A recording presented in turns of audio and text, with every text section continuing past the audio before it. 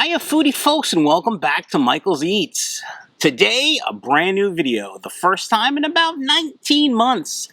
Real quick, I just want to talk about my absence. When COVID hit, I really didn't have the time or the space to make a proper video, and I pretty much lost interest in making food videos. But today I woke up and I was scrolling through YouTube and I saw some food videos. I checked out the channel, Michael's Eats, and I decided it's time to make some more videos. So here we go, folks. Today we're going to be talking about my plans to grow herbs inside over the winter for cooking. And it's going to be a series, probably a 3 or 4 part series as to the different stages, and ending with uses of these herbs. So I'm going to be using my 6-pot Aerogarden, which I got during COVID. Aerogarden is simply a hydroponic system. I'll put links down below. They will be affiliate links, so check them out, click, buy lots of stuff. I make millions, but the way aeroponics or hydroponics works is this reservoir is filled with water, and then there's these little baskets that you put little dirt sponges in. You put the seeds in the dirt sponge, you put this in here. It's got a timer. It tells you when to add special fertilizer. It's very easy, and quite frankly, it works very well. Last year, I grew many herbs inside, and I even started quite a few pepper plants, lettuce, cucumbers inside, tomatoes, and then transitioned them to bigger pots and finally to outside. So, all right, let's get started. So I've picked 6 different herbs, and I just kept them underneath this the Aerogarden so they didn't blow away. So we have English thyme, Italian basil, sage, tarragon, dill, and flat leaf parsley. Now, I don't really taste much of a difference between flat leaf and curly parsley, but flat leaf is much easier to cut, so that's why I'm using it. It's that simple. So I have a couple of tools here that I use. I have some tweezers. I did get them on Amazon too, because I'm an old guy. My fingers have little sausage fingers. It's hard to grab these little tiny seeds. So there's really not a big trick to this. Some people like to wet these little dirt sponges. Some people just put the seeds in. That's what I'm going to do. I'm going to put the seeds in. Then we're going to fill the reservoir with water. Start the add the fertilizer that comes with it, and start the process. It's pretty easy. So also there's these great little areas where you can write what the seeds are, because a lot of people, as things grow, they don't really know what they are. So this one says dill, so we're going to use it for dill already. I'm just going to grab the dill here. Now, dill seeds, luckily, are quite large. I still actually will use the tweezers because, like I said, fat guy, sausage fingers. I always like to plant at least 2 seeds. You have a much better germination rate. If one doesn't work, hopefully the second one does. And if you come out with 2 plants, bonus. Now, I am by no means a master gardener. I have grown roses quite lovely, and I do grow herbs, like I said, and some vegetables, but I kind of just do things how I think they should be done. Occasionally, I'll look them up on YouTube, or I'll ask some smarter friends than I, but I just kind of see how things go. I do know that when you're done with these seeds, you have to seal these little dime bags. I mean, these little bags up, because if you spill them, it's a mess. All right, I do have some more with some writing on them, but nothing that I'm going to use. And I do have a few more labels, so I'm just going to label. This one I'm going to put basil. I like to use a Sharpie. And this one I'm going to put thyme. I always keep all my gardening stuff together. I keep a Sharpie, I keep all the seeds, all the tools I'm going to use for this in one place to make it easier for me when I decide to do this, because I'm a slob and you don't want to lose things. So we got basil here, and then thyme.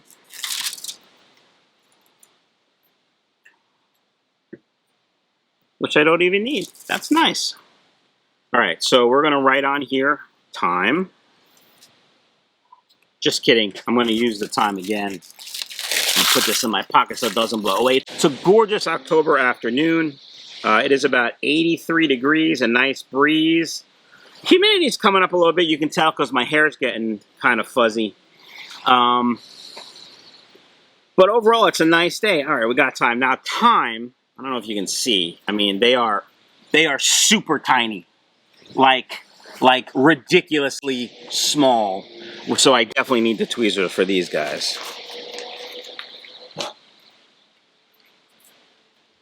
I'm gonna reach in, grab a few. I think I have 2 or 3. Put them in. Put them in here. Drop it in. All right, now we're gonna do the basil. Basil is also quite small. Not as small as the thyme. See if you can see that, how small it is. Really small. So I'm going to reach in with my angled tweezers, which I love for this purpose. I'm going to grab 2, drop them in my sponge, put them in the basil basket, put it in. Make sure you close it up, move it off to the side. Sage is next. Now sage is much larger than the other 2 we just did, almost as big as the dill, so it's nice and easy. I like to use sage with poultry when I cook. I do some rotisserie chickens out on either my smoker or one of my grills. I like to do it with thyme and tarragon and sage in the cavity, maybe with some fresh garlic, some lemons, and it just comes out so juicy. Maybe that'll be one of the shows I do soon. All right, so we got to mark this one with sage.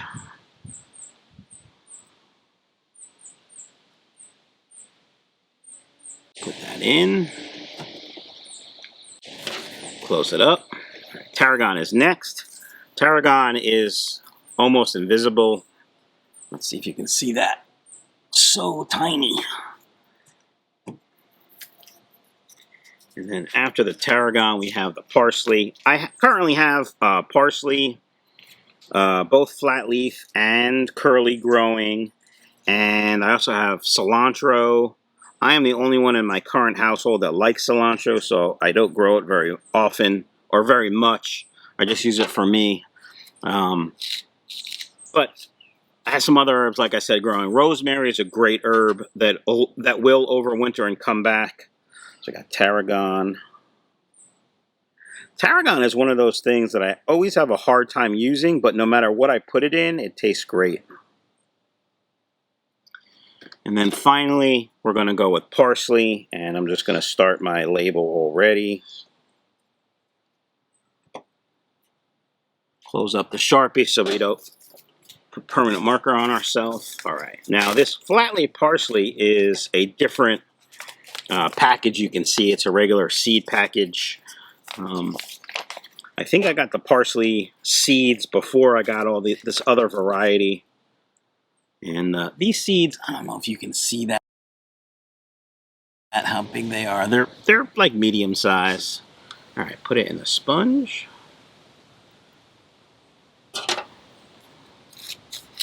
And put it on. Now, gotta close up our parsley. And put everything away. Here is my little bag of seeds and stuff. Just like to put everything away so we don't have any problems, any mess. Now there's one more thing. The Aerogarden here comes with these little domes. And the domes are simply to help keep the seeds as warm as possible so that they germinate and grow quicker. So I always put the domes on. They tend to get a little cloudy and have algae grow on them, so you might have to clean them off, but that's that. All right, we're going to put this away. I'm going to put the dill away. And a couple more things about this Aerogarden I want to show you. This light is adjustable, goes up to about 12 inches. You always start low. It's on its own timer. I think it's on for 18 hours a day, which is a lot of light, and it's very, very bright, but it really makes them grow and grow quickly. So I'll grow the herbs probably until they're about this high, and then I'll move them into a bigger pot. And I'll try to keep them by a window, but most likely I'll use a grow light to help them grow and grow stronger over the winter. There's a little door here where you add water and fertilizer. And the great thing about the Aerogarden is it's really dummy proof. It has these lights here, and it tells you when to add fertilizer. It tells you when to add water. And what it does is when you add the fertilizer, it's got a little pump that pumps water through the basket to make sure it gets fertilizer and gets water. So that does it. The only thing left is to put it in its home and put water in it, plug it in, start the timer. Guys, if you have any questions, leave them down in the comments below. And again, I'm sorry for the long absence, but I hope you guys appreciate the video. And anything you want to see me cook, as long as I know how to do it, I will do it. So also leave that down in the comments below. Hope everyone has a great day. Thanks for watching. Also, there's these great little, if you can see, covers that you can write things on. Little plastic or, yeah. It's a gorgeous October